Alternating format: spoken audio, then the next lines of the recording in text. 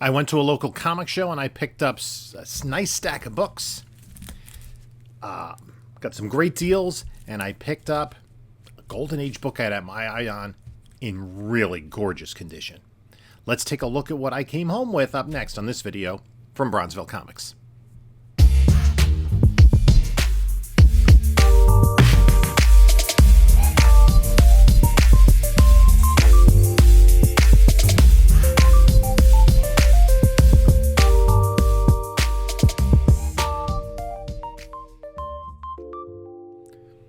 Hello, panelologists. This is Jim from Bronzeville Comics coming to you with another video. Like, comment, subscribe. Please follow us on other platforms, Instagram, Bronzeville_comics, on whatnot, Bronzeville_comics. We do sales Monday nights at 10 p.m. Eastern. Keep an eye out for those. And we also do, there's a link in the description of this video. If you've not yet signed on to whatnot, you can give it a try. And the link will get you $10 off your first purchase. It doesn't have to be with me. Also, there is a link to my eBay store as well as my email. So I went to the monthly Clifton comic show this morning. I was up bright and early, even though we lost an hour on the clock. Heading over to Clifton. It's Sunday morning and we're headed to the Clifton comic show. It's at its winter location at the Early Childhood Learning Center because they use the community center as a warming center during the winter months. This is like a first for me. I'm getting here early.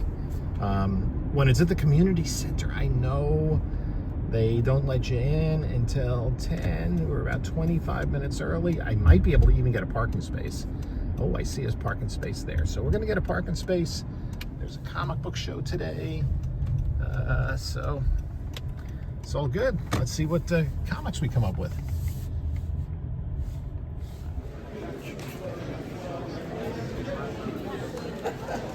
Oh, really? They're not bringing one. Yeah, we're still there.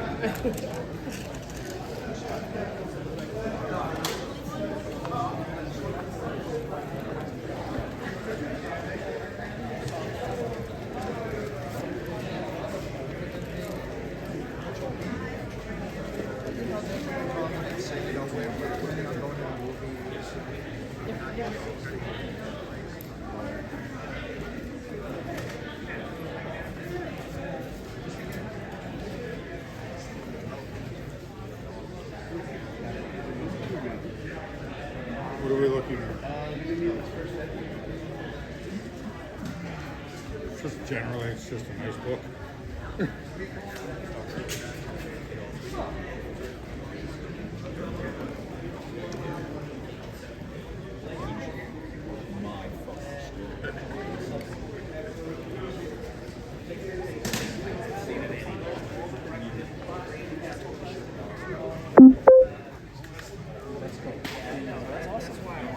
Yeah, I'll try to make it to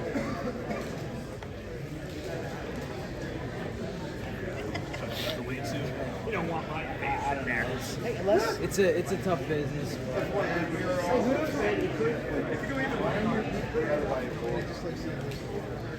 Yeah. But I am a slave. I do. So Clifton Comic Show, see a lot of the same people. I end up spending more time talking than digging through comic books and looking. But one of the vendors that's there frequently, and I walked in and I got there early, but I wasn't as early as Erod and Street Side were already digging. So that's the place that you should be. So I picked out a bunch of books. Actually, a number of these for the PC. I kind of... because they had quite a few in, but the comics were all half price, but they were all disorganized. There was no organizations. You kind of had to thumb through everything. So I picked up a bunch of books to fill in my Action Comics holes, 462, and most of these are really nice, like in very fine or better. 475, 474, Kurt Schaffenberger cover. Little goofy 459, and then I picked this up, a newsstand copy of Captain America 286 with that Deathlock cover. Great Mike Zeck cover. I picked this book up. I just taken a very high grade. This is probably not a 9.8. It's got a couple of little spine ticks. high-grade copy that I'm submitting. There's a little bit of speculation behind this, the possibility. I think it was, who was the actor that's been a link to this? Oscar Isaac. He did, it's going to have to go under a different name. And I recently did a YouTube short reading this book. Then I picked up this. This isn't actually her number one. This is a mini series of Cheryl Blossom, but it is a newsstand Dan DiCarlo cover. These both were really sharp copies of 20-cent Marvel Premieres number 11 and number 14. These were, I think, one of these was like in the near mint minus range. Those were gorgeous. Another book I had gotten as part of that collection with Ex Machina, League of Extraordinary Gentlemen number 1 by Alan Moore. Then a newsstand copy of Batman Year 1, Part 2. Frank Miller script, Dave Mazzucchelli, or Mazzucchelli I'll go with. Artwork, great stuff. And then I was picking up just like a bunch of silver and bronze DC. Detective Comics.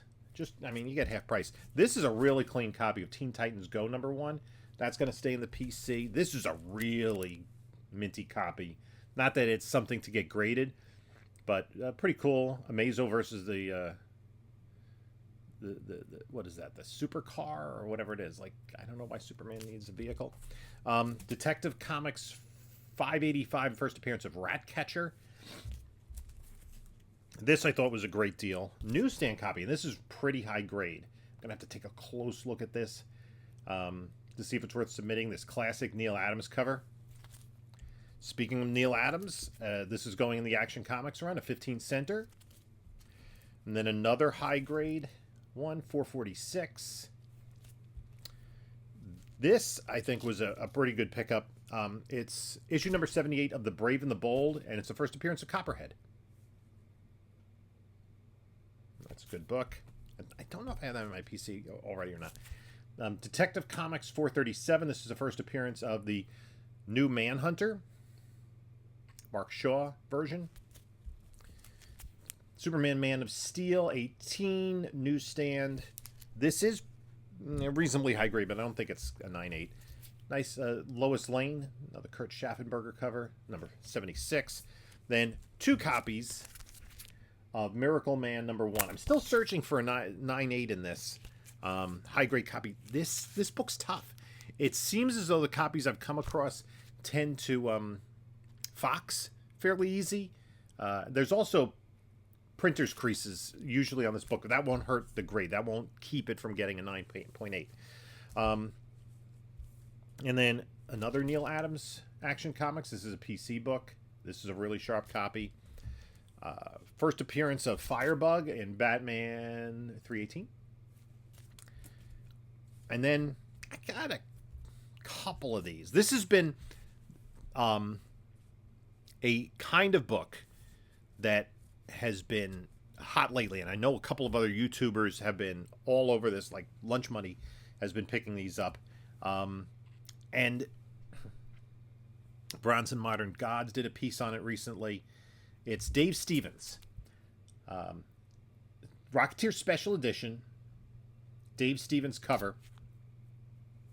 Dave Stevens passed away very young, and most of his work were on 80s indie books. You know, Eclipse, Comico, Pacific, those kinds of things. So, books that are a little more difficult to find, but often they're buried in with other non-Dave Stevens covers from similar runs, like the Johnny Quest run. There's an Airboy, there's a DN Agents, just kind of randomly. Then I picked this up. It does have a big stain on it, but it is pretty well intact. And, you know, the Oscars were... I just finished watching the Oscars. Barbie did not do too well, but we got a nice Barbie and Ken. I think this is issue number 3. So that's, I thought for the price that was pretty good. And then a couple of issues. Issue number 8 of the Joker. It's hard to tell in the bag, but this does have a lot of bending and creasing on it. And issue number 5. I do have a complete run of Joker, and I don't think either of those are upgrades, so I'll just move them along. Then this anniversary cover, it's pretty high grade. It needs a little bit of work. Bottom corner might need some work, and there's a little bit of dirt around the top staple. Got to be careful getting that out of the yellow. Uncanny X-Men 211, the 25th anniversary picture frame cover in a newsstand. And talking about Dave Stevens, and I was kind of surprised to see this book in there. It's a pretty high grade. There are a couple of spine ticks that I think break enough color that it won't be 9.8. I got to look at how this grades King Kong, #1. I think this is one of the more difficult books to get. This is Monster Comics. I mean, this was a 6-issue run of King Kong. Nobody wants the other 5 issues because they're not Dave Stevens covers. And then the other book I picked up here was Justice League of America 51. This is the conclusion of the introductory Zatanna storyline. She first appeared in Hawkman #4, and then she subsequently appeared in issues of Green Lantern, Atom, and Detective Comics. And then she gets all of those, and she was mysteriously in a Batman story. But she was in an Elongated Man story in Detective Comics. She was in Atom. Green Lantern and Hawkman are also in this, and the 5 of them team up to help her find Zatara. And this is the first Silver Age appearance of Zatara. Of course, his first appearance is a difficult book to get because he premiered in Action Comics #1. So good luck getting that in the wild. And then I went to Zap Comics, and he had $3 books. I'm like, thank you. Adventure 348. This does have a subscription crease. You can see it's kind of bulged at the end. But other than that, it's really nice. And fortunately, if this pressed, this would press out a little bit. There'd still be some like discoloration along that, but it would press out much better.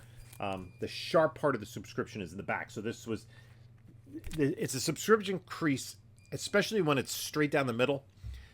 Because when they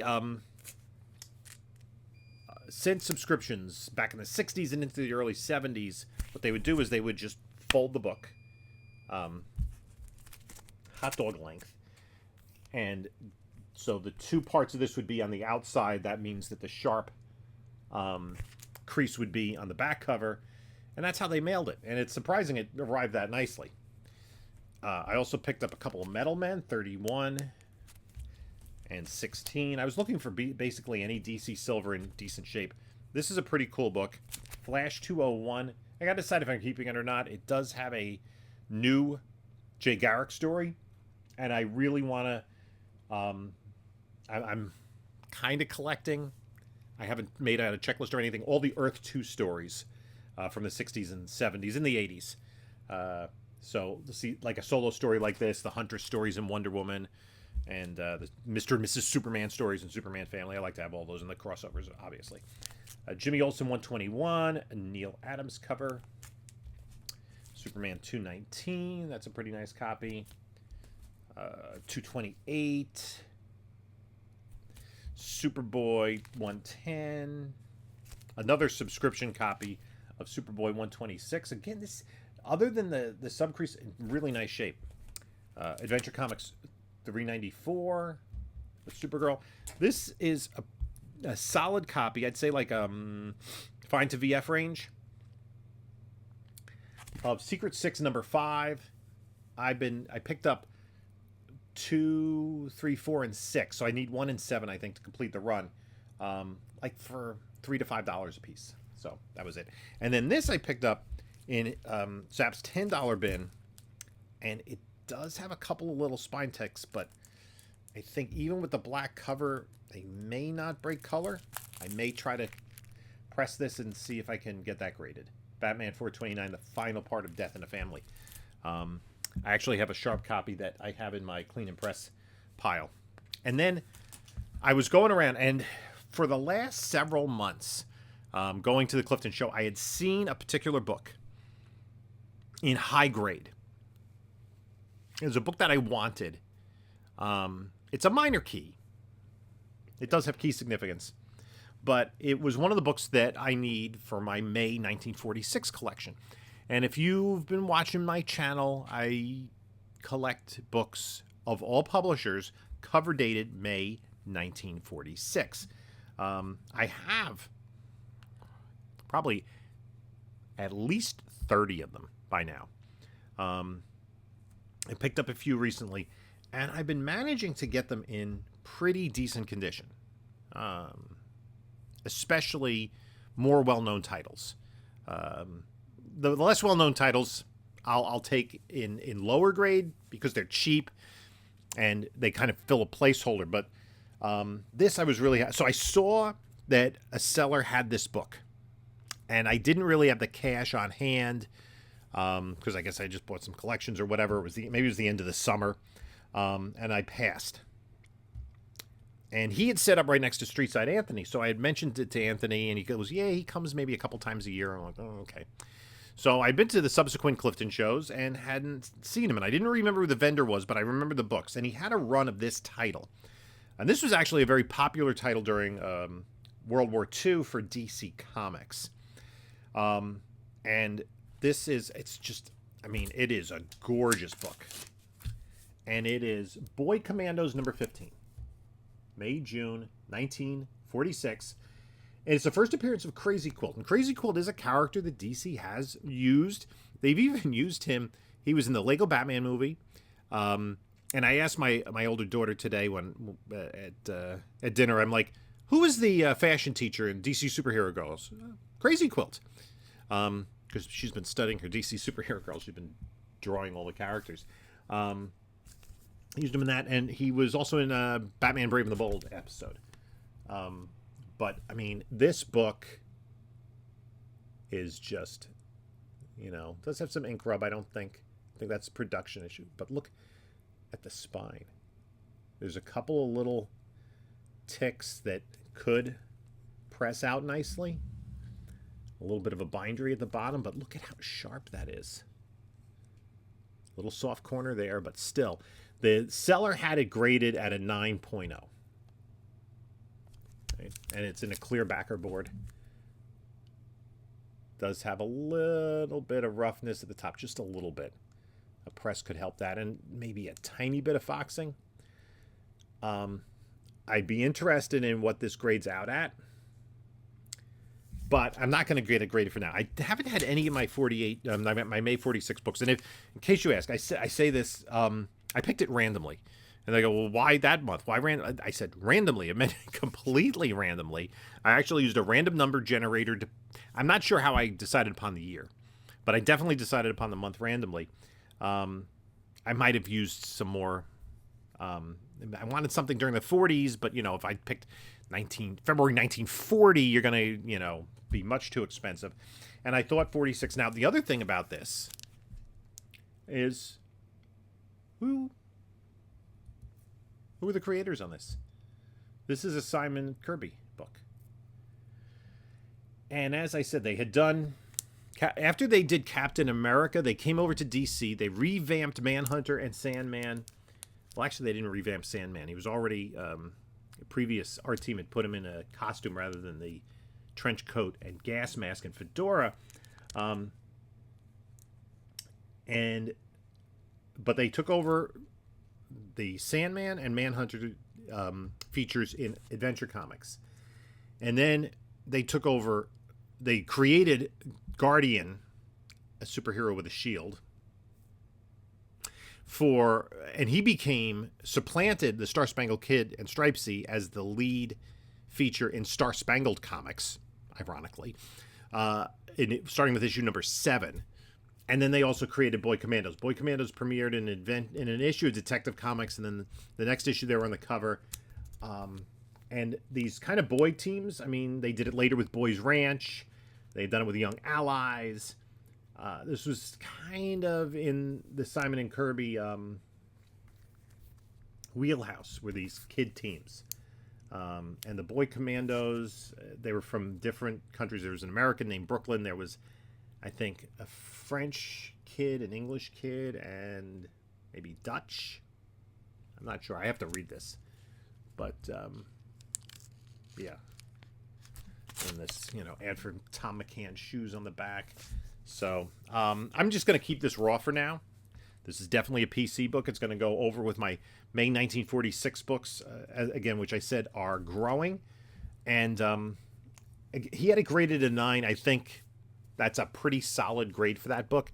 I paid less than what the most recent sale, I think, in any grade of this was a 7.5, sold for $460 in November.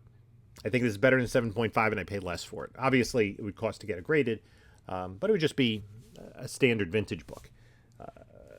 I guess, I mean, I paid over $400 for it. I don't think I put it in high value because I don't think it's worth, I think it's worth closer to 400 than 1,000. Yeah, that I'm really happy that, like, my May 1946 collection, I'm getting higher grade books. I actually have another book that came in the mail on Friday that the next mail call I'll open up, and I'll have. So that collection's going. It's a lot of fun because it's very varied, different publishers, different genres, and it really is interesting in that it's a snapshot into that point in time in comics history. And I like to do things that way chronologically. Like, I'm collecting all DC 72. I watch movies chronologically. Like, I'm currently watching movies from 1951, which is a whole thing that I started doing that 34 years ago, watching movies from 1970. And I worked my way up year by year. And it's kind of interesting to see all the movies from the same year and to see all the comics from, like, the same month and year. And, man, I can't get over how gorgeous that book is. That is just really, really sharp.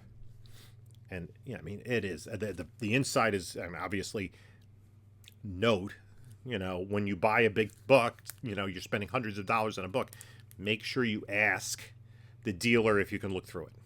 And so, real happy about that. So that was a good book. He had mostly Marvel, Silver and Bronze, and some other stuff, and then Boy Commandos. And I didn't look at the other ones, but I think they were also pretty high grade. So that it was a fun book to get. Let me know what you think about the pickups here. In the meantime, you can take a look at a couple of my other videos here. And this is Jim saying, until next time, enjoy your comics.